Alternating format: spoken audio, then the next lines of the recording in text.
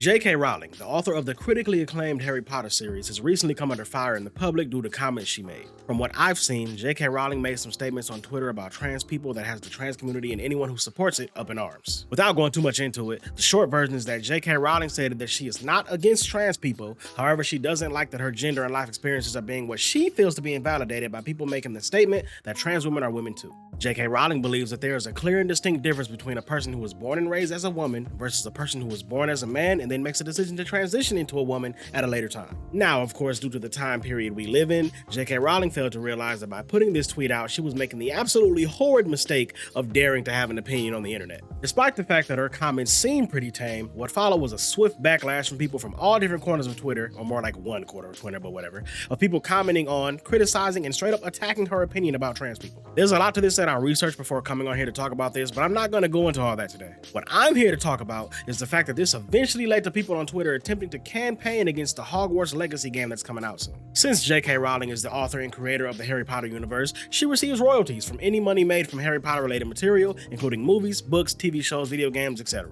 People who disagree with J.K. Rowling's take on trans people are actively campaigning against buying the game. But of course, it's not enough for them to just do that though. They are now taking it a step further by spreading the opinion that if you choose to participate in the purchasing and playing of this game, that you are demonstrating your disdain and lack of support of trans people and their rights, and that you are no better than J.K. Rowling herself. This is where people like myself begin to have an issue. Because what the fuck does me choosing to buy a game that I've been heavily looking forward to playing since its announcement in 2020 have anything to do with my stance on trans people and their rights? I even seen a pretty viral tweet that stated, Hogwarts Legacy isn't a game.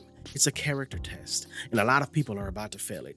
Dude, this person can fuck right the hell off. I am so tired of seeing people try so hard to push their agendas on the others that they go out of their way to make the determination that by performing an action that they would not perform, that you somehow lack a certain level of character or morals. Now, obviously, this logic would apply to something like murder or crimes of that nature, but the purchasing of a video game does not in any way, shape, or form serve to highlight character nor lack thereof in any person whatsoever. At a certain point, people need to understand that as people, we are able to cognitively separate art from the artist that made them. Choosing to purchase and play the Hogwarts Legacy game does not mean that I support nor endorse any opinion that J.K. Rowling has expressed. The game in reality has nothing to even do with her. Oh sure, she is the creator of the Harry Potter universe, but the name of the game is Hogwarts Legacy, not the legacy of J.K. Rowling. These same people that tweet things like this on Twitter, if they had it their way, let's say they rubbed a magic lamp and got 3 wishes, they'd use one of the wishes to make it so that nobody would be able to purchase this game. They would absolutely love to swim in the sea of failure that would be created by Hogwarts Legacy flopping, and they'd never leave the damn water. And why is this? Spite.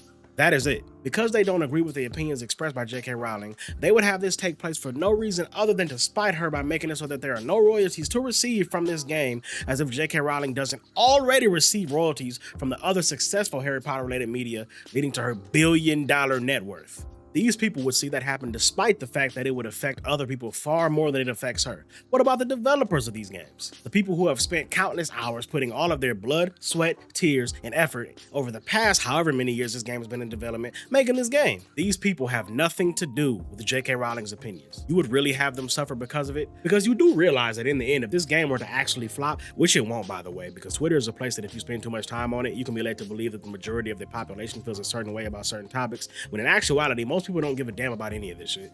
But if it were to flop, who do you think is affected here? Not J.K. Rowling. Sure, she misses out on some would-be royalties, but unless you're going to go and campaign to completely drain her bank account and put her into a financial hole, I think it's fair to say that she literally would not feel the impact. While on the contrary, the people who put all of that time into making the game would directly feel that impact, including all of, if any, trans members that are a part of that development team. This is how these people feed their families. This is what they do. You would really have these people suffer a major commercial failure, which would likely result in lower pay or even complete loss of occupation for a lot of, if not all of the members of that development team, just for the sake of spotting J.K. Rowling. Yeah, your morals are not as great as you think they are. Get off your damn high horse. I like to imagine a scenario where a trans member of the development team loses their job over this and then proceeds to go into a coffee shop. They sit next to someone and they start to bug up a conversation. At a certain point, the fact that the ex-dev is a trans woman comes up, and the person goes, hey, just so you know, I fully support you in everything you go through. I am an ally to trans people, and I would stand with you through any hardship this world would have you faced with. And the ex-dev goes, oh yeah, really? And the person goes, yeah, I actually just recently orchestrated a campaign against this video game called Hogwarts Legacy. The person who makes the series it's based on is super trans transphobic, so I really didn't want them to financially benefit from any of it. And then the ex-dev proceeds to punch them in the mouth. Bro, I'd go around retelling that story for years to come. My whole point of this video is not a defense of J.K. Rowling, but to drive home the point that separating art from the artist is a skill that people need to take the time to learn how to do. I'm an anime fan, and my favorite anime of all time is the Dragon Ball series. If it was one day discovered that Akira Toriyama, the creator of Dragon Ball, was the Japanese Jeffrey Dahmer, and he was swiftly sentenced to a life in prison or even death for his actions, am I now expected to no longer watch Dragon Ball or play any of the games? No, because that's fucking stupid. By the way, as far as I know, Akira Toriyama is a great person. Shout out to Toriyama Sensei. R. Kelly may in fact be a piece of shit human being, but I Believe I Can Fly is still a great song. Step in the Name of Love is still a great song. The over 30 years worth of great music R. Kelly has put out is still great music, and that fact doesn't change just because he himself is a bad person. Another YouTuber I watch all the time once gave an example that went like this.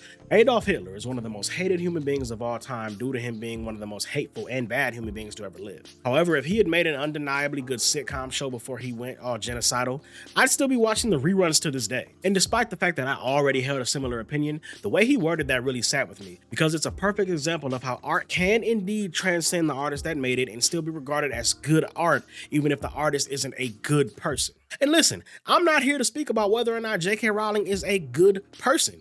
All I'm here to say is that Hogwarts Legacy looks like a good game, and I'm not going to not buy and play it just because some people think that you express a certain level of immorality by doing so. I don't give a damn about J.K. Rowling nor her opinions. I'm not even a big Harry Potter fan, but what I am is a gamer, and that game looks like it could be one of the best games to release in recent years, and I'm not going to skip it for the sake of helping to push the agenda of these literal, I said literal, not liberal, I am not a political person, snowflakes who think that any action or opinion that isn't in absolute support of certain social groups is instead an attack or blatant disregard of their identity. Me wanting to play this game has nothing to do with my opinions on trans people nor the rights they should be afforded as human beings. I just want to play a good looking game. Keep politics in all forms out of our damn gaming, please. So there it is. That is my opinion on the J.K. Rowling drama. Not in relation directly to the things she said, but in relation to how it should affect the game centered around the universe that she created, which is that it shouldn't. And for that reason, I am going to buy and I'm going to play this game, and I don't care how anybody feels about it.